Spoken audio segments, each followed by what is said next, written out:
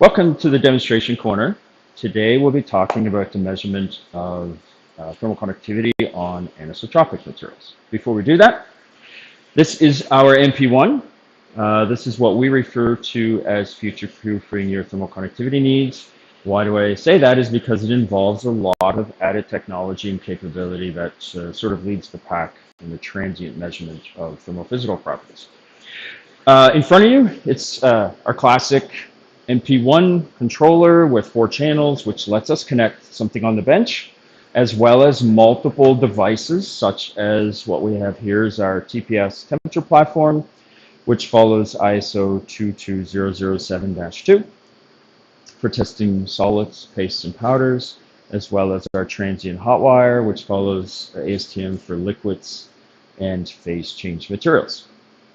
Specifically, what we're here to talk about is the new module that we have that measures anisotropy on materials without the input of specific heat. So it's a really big step forward. And why we do this type of development is really to evolve testing methods so that the methods are more intelligent, easier to use, they produce more data that's useful for our customers, and as well, just to be the leader in this space. That's the amount of energy and effort it takes, is to really evolve methods, and that's really what we're motivated to do and passionate about. So, what is anisotropy?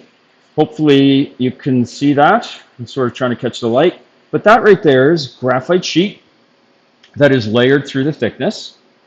Because of that orientation, you get multiple directions of heat flow. In this case, where it's repeating through the thickness, the layering that is, you get in plane having a different thermal conductivity, thermal diffusivity than through the thickness. We refer to those as axial, which is this direction, and radial, which is this direction.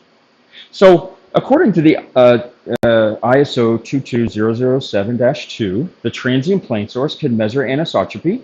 You do require the input of volumetric-specific heat to make that measurement. You can do that in one of a few ways. You could use rule of mixtures if you know the composition and you know the percentages of your components by mass or volume. You can also measure directly by DSC, differential scanning calorimeter, as well as the transient plane source that we offer, which follows that same standard, has the ability to measure specific heat directly. So just a quick show. First step for measuring specific heat would be you would measure that pan empty. You'd put that lid on. You'd measure that you'd run a reference measurement. That would record the amount of energy it takes to heat up an empty pan. You would add a machined sample that you would place in there, and that would record the amount of energy it takes to heat up that sample. So that comparison, the output of that test would be heat capacity, volumetric, and mass-based specific heat. So that you would have that as a known, so that you can use it in your measurement of anisotropy if you were making anisotropic tests according to the ISO. These are the verification materials we supply with the new method that we are releasing, the new module that is, and that new module is called anisotropic slab. So these are polyamide. They're a high temperature polymer used in friction and high temperature applications. These are anisotropic because they're extruded in a sheet form, and you get alignment, which causes anisotropy. So the maker of this material, which is a brand, supplies ASTM C177 results for through thickness. So as a validation material for measurement of anisotropy, it's quite nice because we have an absolute method of through thickness, and it allows you to sort of have some confidence in the measurement you're making. So this is polyamide. This is also what we're going to demonstrate our measurements on a little later. Yeah, so the other uses of that are if you have layering of materials.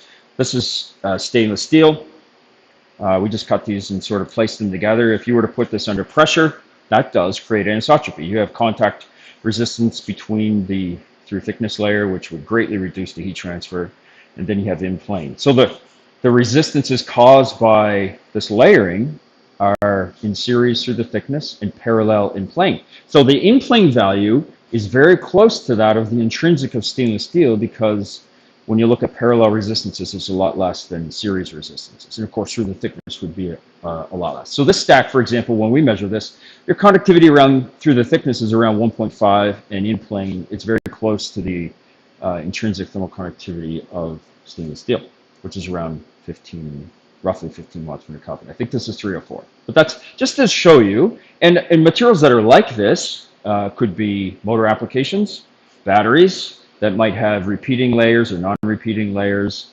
Those are the sort of the other types of materials that are anisotropic, other than filled polymers with fillers that cause anisotropy, or a process like the polyimide that causes anisotropy because of the direction of extrusion.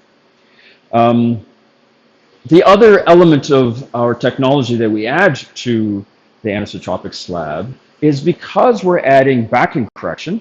So what does that mean when we run a slab measurement for anisotropy? If the heat, as the heat penetrates through the material and into the backing material, which is insulative, without backing correction, that causes heat leakage, which will give you overestimation of thermal conductivity and thermal diffusivity.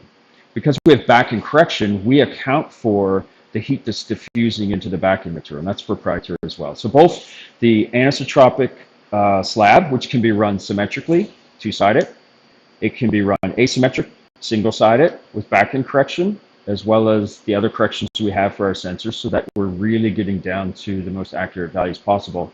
We're able to make directional measurements without the input of specific heat.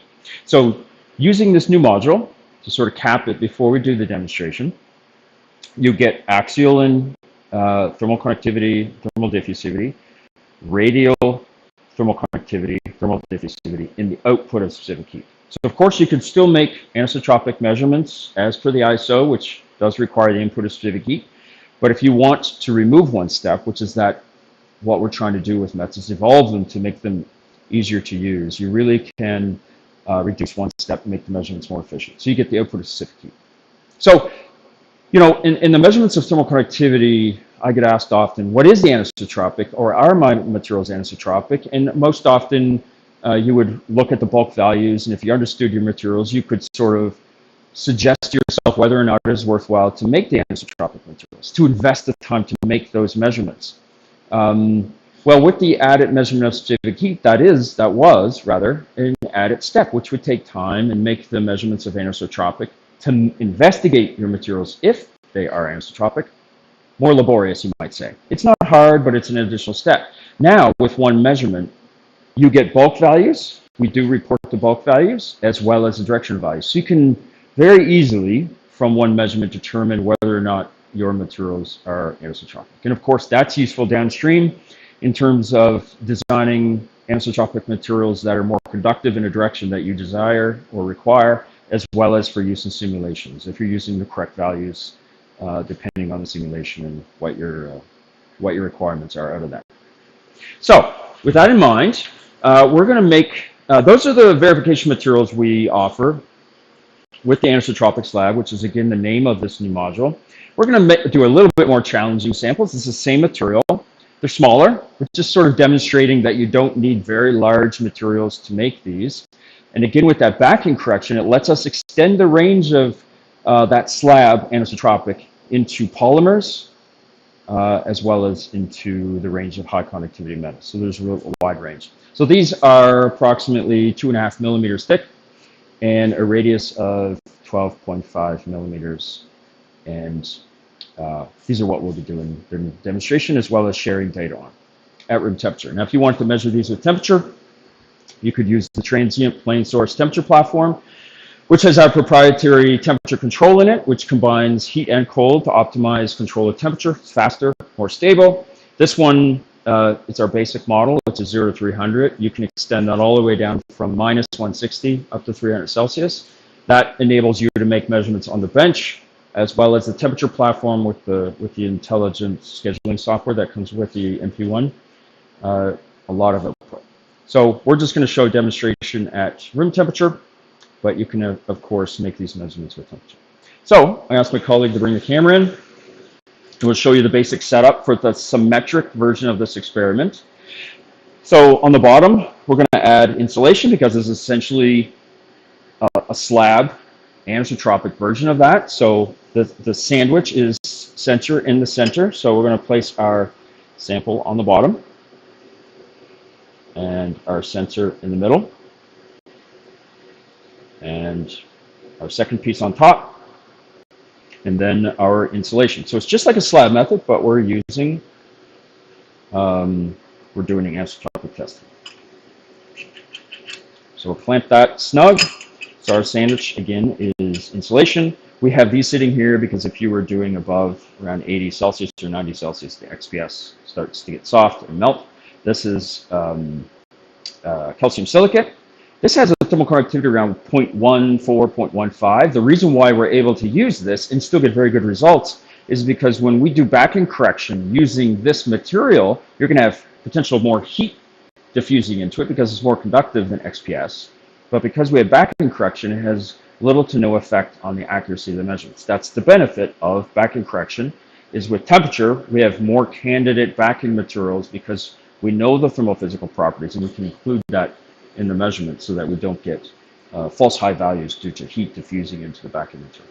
So that's our setup for room temperature. And now we'll go over to the software and show you the steps of software. I'm going to switch screens. Desktop. And now we're going to pick symmetric. We're not picking isotropic. We know these materials to be anisotropic. Infinite would be bulk. The configuration we're doing is slab. So the version we're doing is symmetric anisotropic slab. We're going to use the MP-1 that's plugged in it. It detects itself. Our measurements are going to be on port 1. That's what's plugged into the front of the instrument. This is the brand of that polyamide. We're using XPS for backing. The height of this material is 2.5 millimeters. The radius is 12.5. This will suggest 33171. I'm going to check the sensor. The temperature inside, on the room temperature sample holder automatically detects temperature on the MP-1. If you had that in an oven and you want to measure very large samples, it would detect that automatically. The temperature platform has, of course, auto control of temperature and recording of temperature. So that check sensor tells us that our sensor is configured, and we're going to run a schedule next. And we'll put the parameters in the schedule. So here we can say we want to make 5 measurements with a 10-minute delay at 10 seconds, 150 milliwatts. So where do we get those parameters? If you look at some of our other demonstrations, we demonstrate the ITPS, which automates selection of parameters. So that would be how those parameters are determined. We're really focused on demonstrating the technology that we're showcasing here, which is the anisotropic slab with backing correction. So that we can do a wider range of conductivity with no input of specific heat and get all those related properties. So I can hit start, and this would be on channel 1. If we had other materials, we could run them on the other channels. And this is the initial step of data acquisition software that's recording the data. You can see it's scheduled, starting, it's measuring the sensor resistance, and as time goes, it would automatically show the early results in this graph along with step measurement number 1, measurement number 2, etc. Already, we've made a series of measurements that will show you the data on this. So this was the same material measured 5 times that I'm now going to switch to the transient analysis. So what we've done is separate control of the MP-1 into 2 software packages. They're both included with the instrument, and they can both be installed on multiple computers.